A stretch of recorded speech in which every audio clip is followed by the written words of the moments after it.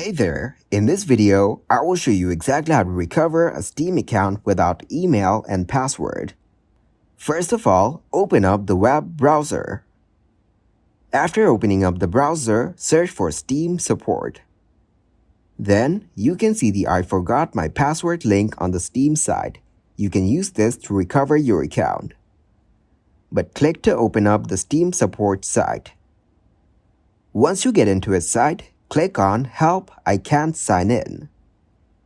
Then choose the I forgot my Steam account name and password option.